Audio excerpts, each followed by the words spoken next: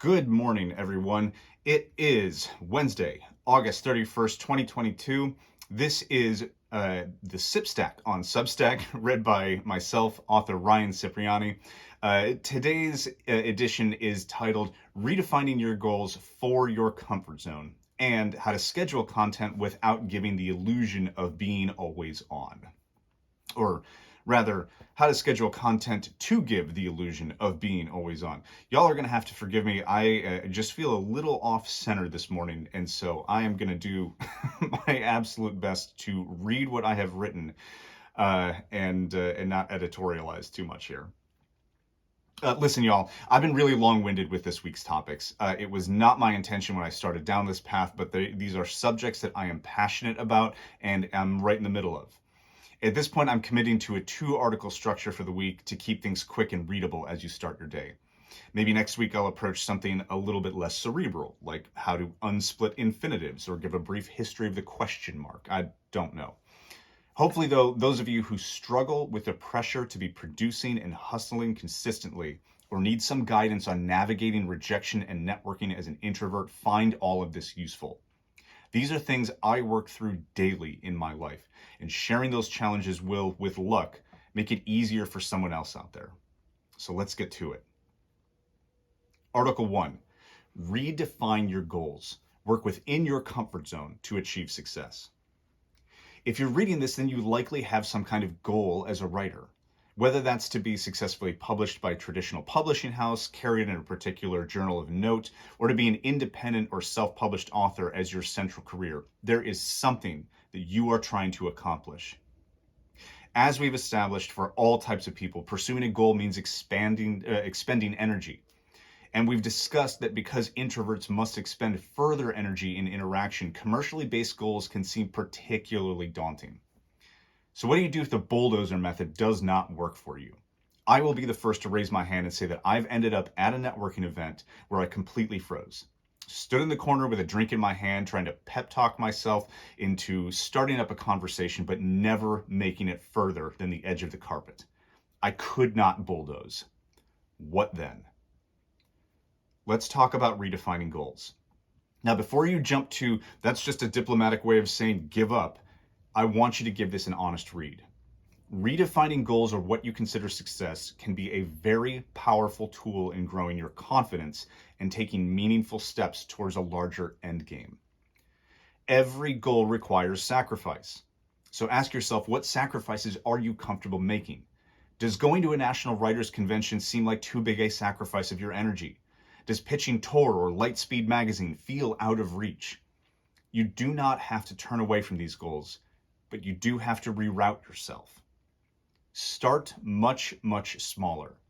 For introverts especially, joining a local writing coalition or collective can be much less daunting than jumping right onto the national stage. Here in Nashville, for example, we have The Porch, which is an awesome small group community of writers. Not only will a step like this help you expand your network in a meaningful way, which was your goal for going to that publishers convention in the first place, you may find allies to accompany you to larger events, which always makes them a little bit easier for me. What about that prestigious publication you've been wanting to see your name in? Well, publications respond well to pedigree. Look up your heroes from that magazine or journal and find out where they were published before, and start pitching those publications as stepping stones. Not only are smaller publications generally easier to get into, but even the pitch process is less likely to be cold and distant. Adjusting your goals around your comfort zone can be a big step in expanding your actual comfort zone and helping you make strides towards larger goals. And all of this is not to say that you're going to wake up one day and not be introverted. That's not the goal either. But I have met and worked with some introverts who are extraordinarily compelling speakers and networkers. They just built their way up. Manage your goals. Make them work for you. Stretch your comfort zone. Don't try and shatter it. Article 2, schedule your hustle. When you think of TBS on Christmas, what do you think of? Probably the fact that they play A Christmas Story for 24 hours. It's a consistent and scheduled event that has become almost infamous. But for people looking to get their fix of that content, they know exactly where to go to marathon the movie. This is an interesting example of how to give the illusion of being always on and consistently offering valuable content to your community. Schedule it. Part of the exhausting feeling of hustle culture is the sense that you must be in a million places at once. You have to upload stuff to TikTok and Instagram and Twitter and Facebook, and you have to respond to all these posts and that post, and it's never ending. Plus, it can feel like if you're out of the conversation for even a day or two, you've lost relevancy. It's not a great feeling. Scheduling your content to publish on these sites you want to be active on can have a twofold effect. One, it establishes a steady trickle of value coming from you. You can really curate what you think is the most meaningful message you have and put that out into the world. Two, it frees up your time to interact with the community, which actually helps to expand the reach of your message. If you're constantly trying to keep your content stream running at the same time that you're reaching out into other communities to learn about them and add additional value, you're going to wear out. It's just a lot. Unless you're managing your social media full time, that is. So take advantage of the scheduling features most platforms offer. When you come up with a brilliant series of tweets or have a really funny video or a bunch of really funny videos for TikTok, instead of posting them as they hit you, save some for later. Schedule them to drop when you think your audience will find them most relevant. Then use your newfound time to interact instead. It will give the illusion of you being everywhere at once, of being always on, when really what you've done is successfully created your own version of the Christmas Story Marathon. People know where and when to come for valuable content. You just scheduled it. Hustle managed.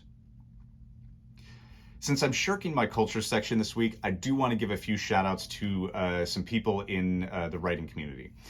In particular today, I want to mention Julio Carlos, who you may remember did an interview series in this Substack.